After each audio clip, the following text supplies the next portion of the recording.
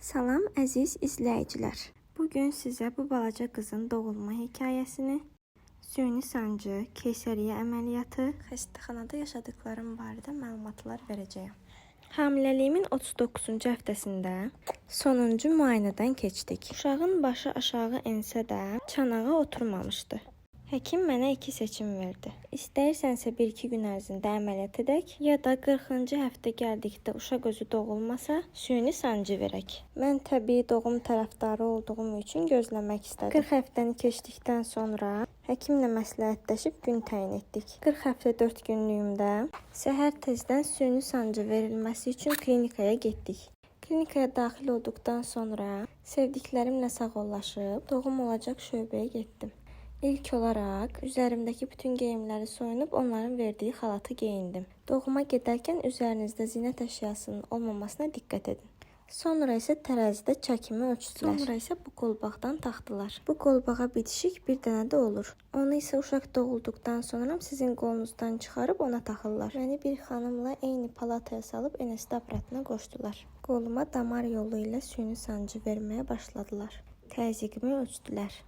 Və mənim sancılarım artmağa başladı. Mənimlə eyni palatada olan xanımı isə top üzərində oturtmuşdular. O da təbii doğum edəcəkdi. Tibb bacısı NST aparatına baxdıqda mənim sancılarımın çox olduğunu gördü. Məndən niyə sənin səsin çıxmır deyə soruşdu.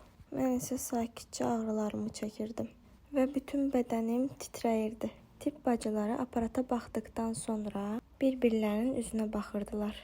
Artıq nəyinsə yolunda getmədiyini anlamışdım. Sonra isə həkim gəlib NST aparatında nəticəmə baxdı. Uşağın çanaqda tam oturmaması, süni sancı verildikdən sonra uşağın ürək döyüntülərinin qeyri-sabit olması, təbii doğumda uşağı risk altına atmaq demək idi. Qızıma heç nə olmasın deyə həkimin məsləhət gördüyü keysəriyyə əməliyyatı ilə doğum etməyə qərar verdim. İlk olaraq mənə anestezoloq yaxınlaşdı. İndiyə qədər narkoz alıb almadığımı, səhər yemək yeyib yemədiyimi soruşdu. Sonra isə şiddətli ağrılar keçirdiyim üçün tez bir şəkildə məni əməliyyatxanaya aldılar. Ümumi yoxsa beldən narkoz alacağımı soruşdular. Təbii doğum istədiyim üçün keysəriyyə əməliyyatı ilə bağlı heç bir fikrim yox idi. Mənə beldən narkoz almağı məsləhət gördülər. Belimə iynə vurduqdan sonra dərhal uzanmağımı istədilər. Sol ayağımdan istilik gəlməyə başladı. Ayaqlarıma sıxan corab geyindirdilər. Əməliyyatım 10-15 dəqiqə çəkdi. Uşağa bir şey olar deyə çox qorxurdum. Əməliyyatdan öncə ağlamağa başlamışdım. Məni ağlamamaq üçün tənbih etdilər. Burnum tutularsa nəfəs ala bilməyəcəyimi söylədilər. Doğum zamanı videoda göründüyü kimi həkimin köməkçisi qarnıma bastı. Mən isə bunların heç birini hiss etmirdim. Və çox şükür ki, qızım sapsağlam dünyaya gəldi. Mənimlə bir vaxta doğum etməyə gəlmiş digər xanım isə günorta sancıları artmağa başlamışdı. Sancıları şiddətləndiyində təbii doğum etməyə qorxmuş, keysəriyyə əməliyyatı ilə dünyaya uşaq gətirmiş. Mən təbii doğum etmək üçün nə qədər dirənsəm də, qismətimdə əməliyyat olmaq varmış. Hamilə xanımlara məsləhətim təbii doğum etməkləridir.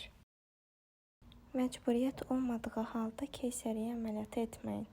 Çünki əməliyyatla anadan olmuş uşaqlarda normal doğumla anadan olmuş uşaqlara nisbətdə mədə-bağırsaq sistemi daha gec formalaşır. Növbəti videomda sizə doğumdan sonra yaşadıklarım, xəstəxana və digər mövzular haqqında məlumat verəcəyəm. Bu videomla yəqin ki, hamilə qadınlar daha çox maraqlanacaq. Sizə hansı üsulla olur olsun, sağlam şəkildə övladınızı qucağınıza almağı diləyirəm. Özünüzdən müğayət olun, hələlik.